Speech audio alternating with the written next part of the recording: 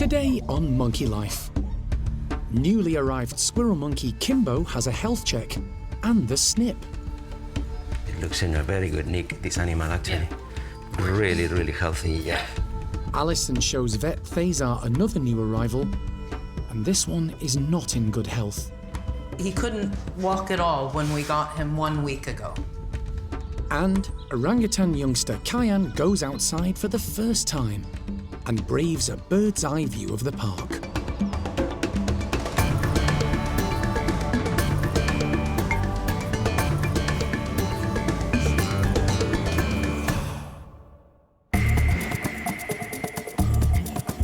Monkey World in Dorset, buried deep in the English countryside, is the largest sanctuary of its kind on the planet. The team, led by Dr. Alison Cronin, rescue and rehabilitate abused and unwanted primates from all over the world. There they are. It's so amazing. They look really fit and healthy. All good. The park provides a home for more than 260 primates from 25 different species.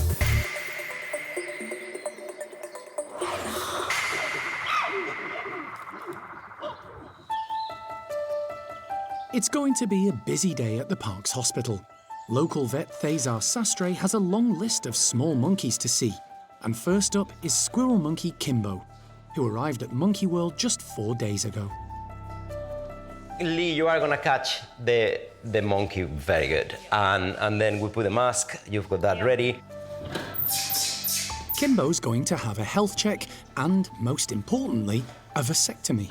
He can't move ahead and meet the ladies unless we get him fixed. So in order that he maintains all of his natural behavior and everything, we just do a vasectomy. And we'll give him a basic health check and take some bloods as well. And he'll also get a microchip. But we'll focus on getting this morning done, getting him recovered, and then he can start meeting the other guys. Once Kimbo has been anaesthetised and is stable, vet Thazar can get to work. It's great. I'm gonna do a physical examination. Unlike many of the primates that arrive at the park, Kimbo appears fit and healthy. But a comprehensive investigation is needed to confirm there are no hidden issues. Yeah, no, it looks in a very good nick, this animal actually. But yeah, he looks really, really healthy, yeah. Thazar scrubs up and prepares to perform the vasectomy. It's a quick surgical procedure where the 2 tubes carrying the sperm from the testicles are cut and stitched.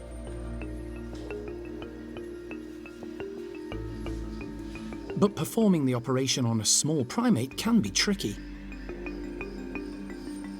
We don't do many of these, but certainly I think this is promising.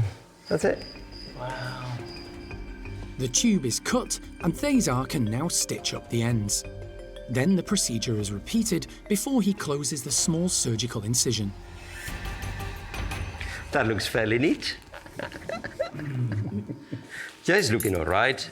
This was a piece of cake compared with the little ones. This is 1 kilo. The others are 300 grams. So yeah, no, it's fine. But there are still a couple of procedures to do. Taking blood samples to give the team a baseline for their records. Okay. And inserting a microchip. You got it? Yeah, just making sure it matches. It's been a quick and easy process for Kimbo, and he's returned to his transport crate to recover. I don't think we can fix it, but While the team wait for him to come round from the anaesthetic, Alison takes Thazar to meet another new arrival, and this one is not in good health. he couldn't walk at all when we got him 1 week ago.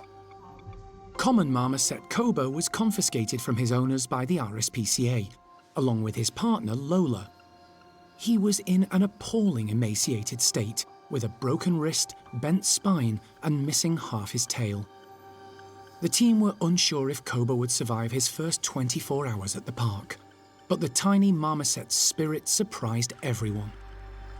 We have to get him to a point where he can meaningfully cling to a branch and not be in danger himself. I mean, it doesn't have to be mission impossible, but he has to be safe. Thazar checks the X-rays supplied by the RSPCA. He's shocked by what he sees. Yeah. The animal is so crippled that you cannot tell, really. It's a tough call. I think all depends on quality of life here, to be fair. And the treatment is D3 milk to support the calcium and UV lights. The outlook for Koba may be poor, but the team want to give him every chance. But every day, I think he's stronger and better. Good. Okay, I think your next patient is here. Let's have a look. For Koba, it's going to be one day at a time. And next up is the park's largest marmoset, mum of 4 Ruby. She has an abscess in her mouth, which usually means a dental issue. But when Thazar examines her, he discovers Ruby's been in the wars. Something happened there, but it's sorted. I can dig a little more. Let me just have a look. So you see the upper ones, the upper incisors, they are all gone. The teeth may have been knocked out during a fracas with a family member. There's not much Thazar can do. Well, this is going to be the quickest dental ever. The molars, they are all fine. The canines are fine. It's just the upper incisors.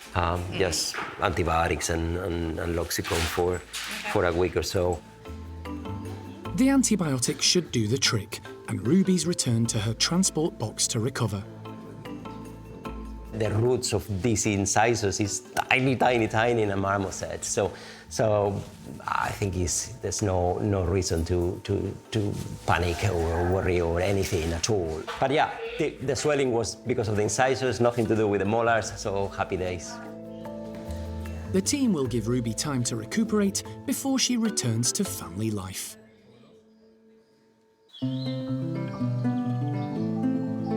It's been just over 3 weeks since 5-year-old orangutan Cayenne arrived at the park from Twycross Zoo. She's making great progress and has now met the entire nursery group. Cayenne's doing really well. She's spending more and more time with the group all together. They're not always together overnight at the moment, just to be on the safe side while we're not around. But she's getting on really well, particularly with Rika and Bulu. Mimi is slightly more difficult. Sometimes she thinks Cayenne's wonderful. Sometimes she'd like Cayenne to step away from Oisin because she's her mum. But yeah, we're getting there, and Cayenne's a right little character, so hopefully it'll all go well in the future.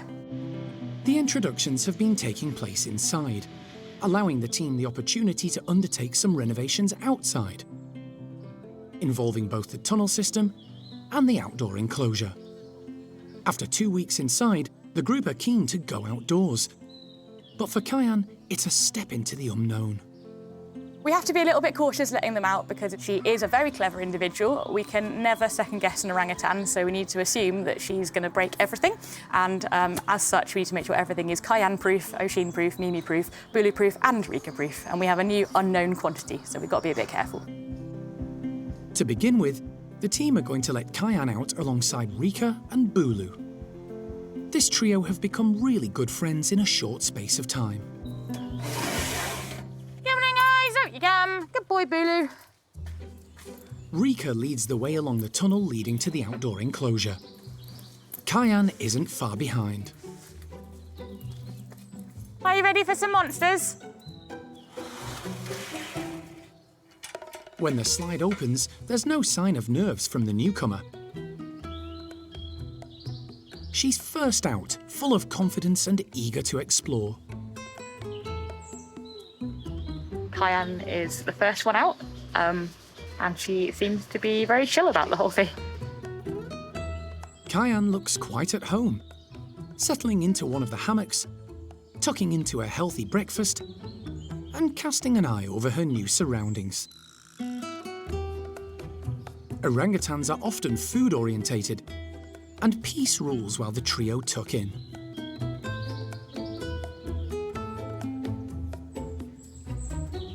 But once Cayenne has had her fill, she's off exploring again, using all the apparatus and even climbing to the very top platform. So from the top of the orangutan enclosure for the nursery, you can see quite a way around the park. So I think it's quite nice for her to be able to put some faces to the names. She can probably actually see the gibbons for the first time. She can see Tuan's group across the road, and she can probably see into the squirrel monkey enclosure as well. So she's probably been quite curious about all her new neighbours.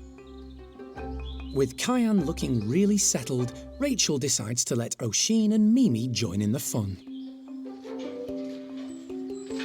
Although she's almost 8 years old, Mimi is still possessive when it comes to sharing the attentions of her surrogate mum, Oisin. And she can be the same when it comes to the primate care staff too. But Cayenne remains unaffected, even heading back to the tunnels every so often and receiving a reward from Rachel. I'm really happy with how it's gone this morning. Cayenne's shown us that she can come back into the tunnels from the enclosure, which gives us hope that she might come in this evening for dinner. It's always a bit of a concern when they go out for the first time. They might like it so much they don't want to come back in. We've got the rest of the afternoon to work on that, but I'm pretty confident she'll come back in. It's been a good morning with the group all outside together, and even a change in the weather doesn't dampen their fun.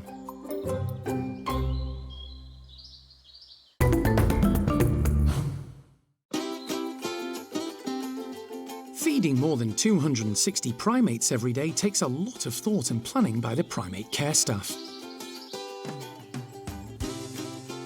It means the team prepares 60 to 70 kilograms of fruit and veg a day for the larger groups, such as Hananya's troop of 18. And there's plenty of variety. You're talking about, you know, your apples, oranges, pears. On the fruit side, they get the odd banana. They're quite fattening, so they get the odd banana, which they love.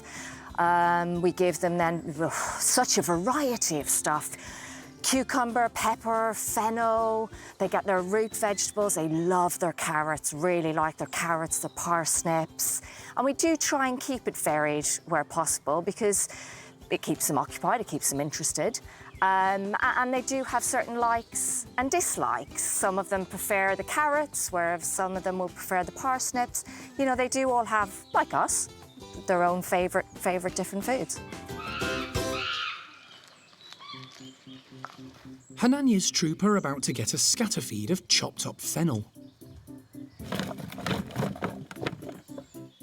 Come on then, guys! The veg is thrown into the enclosure from 2 different towers. The scatter approach means everyone should get a chance to grab a share. Mealtimes are a definite high point of the day for the chimps. They love their food, and never knowing quite what they're going to get, or how it's going to arrive, keeps them engaged.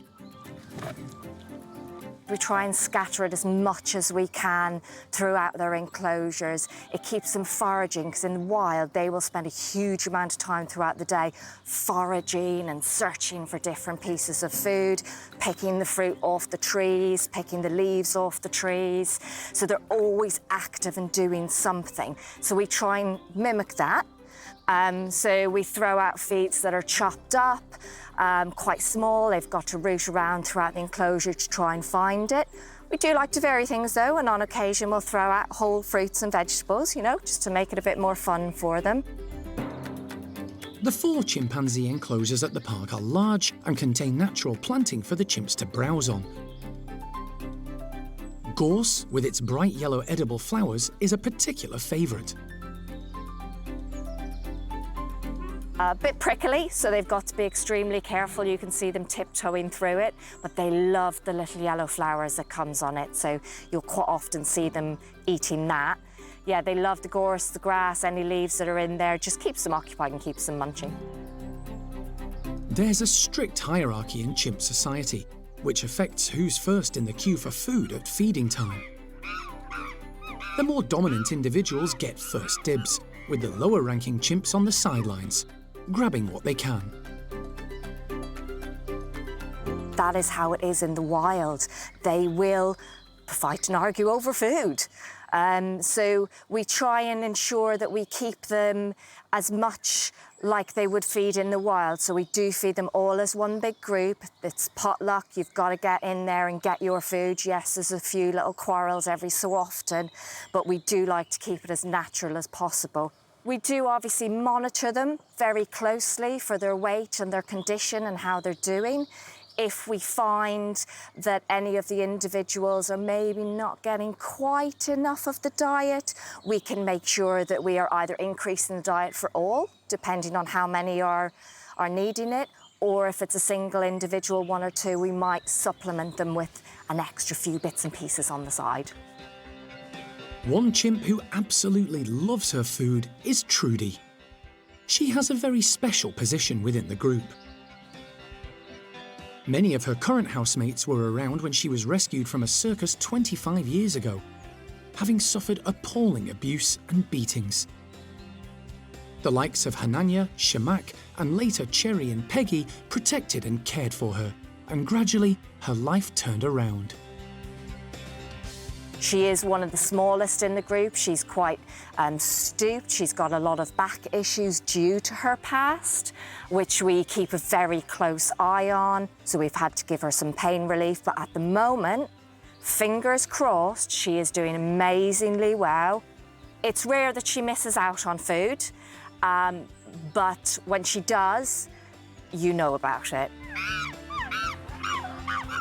She has a little tantrum, cries her eyes out, and then goes to somebody and they will give her some food. They're very generous to poor Trudy in this group.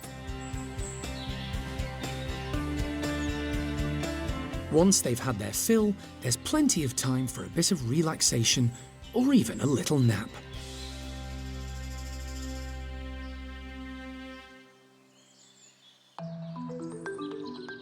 Not so over at the Capuchins, where it's been a story of mutiny and upheaval.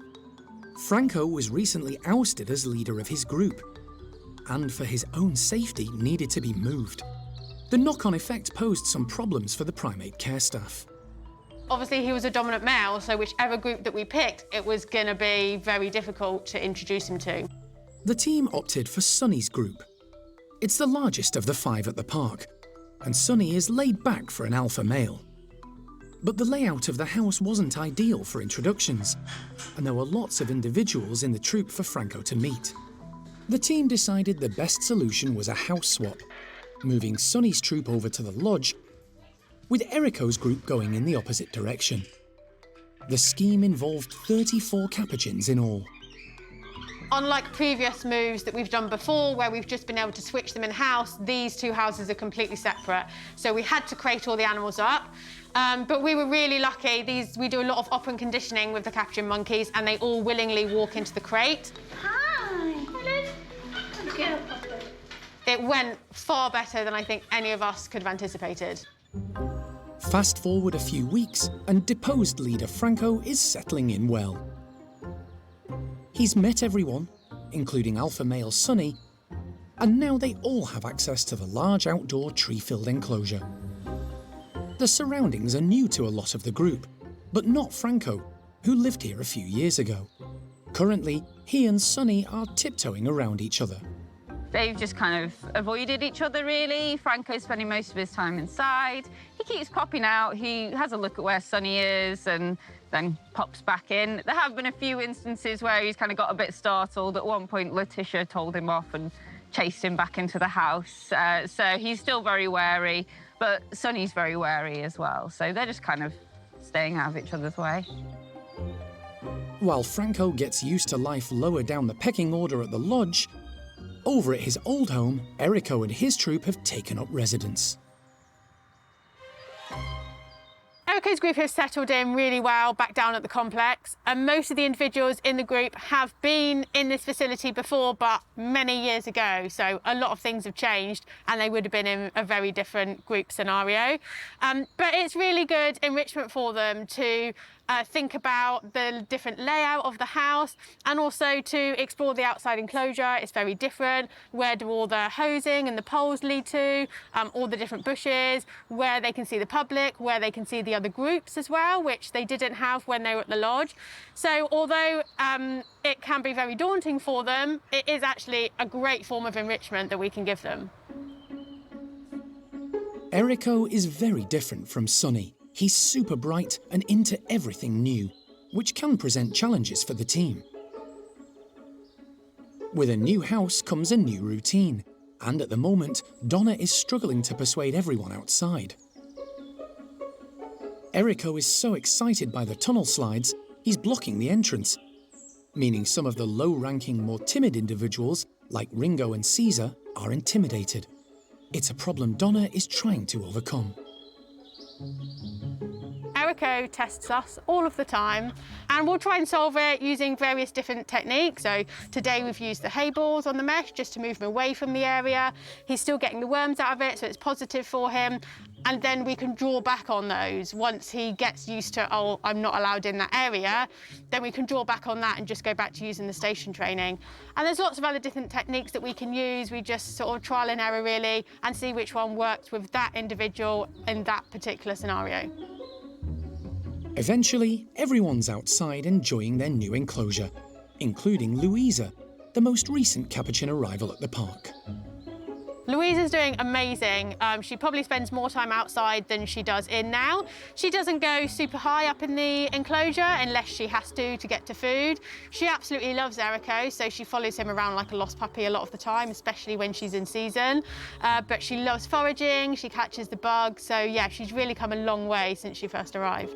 Despite all the upheaval that comes with moving home, the park's Capuchin groups are adapting, settling into their new surroundings and embracing the change.